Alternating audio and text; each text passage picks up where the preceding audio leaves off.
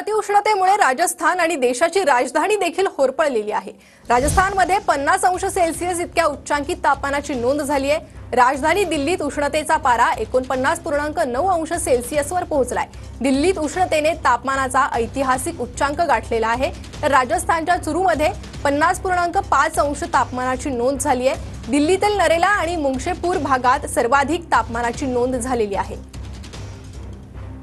दक्षिण भारतातल्या केरळमध्ये मुसळधार पाऊस सुरू असतानाच उत्तर भारतातल्या अनेक शहरांमध्ये मात्र सूर्य आग ओकतोय अक्षरशः असं म्हणावं लागेल।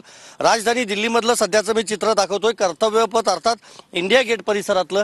या भागातलं काल जे तापमान आहे ते 49.9 अंशांवर जाऊन पोहोचलेलं आहे। त्यामुळे उत्तर भारतात भयानक अशी उष्णतेची जी लाट आहे ती सध्या पाहायला मिळते। पुढचे 3 ते 4 दिवस ही लाट कायम असेल असं देखील हवामान खात्यानं सांगितलेलं आहे। खास करून पाहायला गेलं उत्तर भारतामध्ये तर 5 शहरं जे आहेत ती आतापर्यंत हॉट शहरं ठरलेली आहेत। त्यामध्ये राजस्थानमधलं चुरू शहर 50.5 टेम्परेचर तिथं आहे।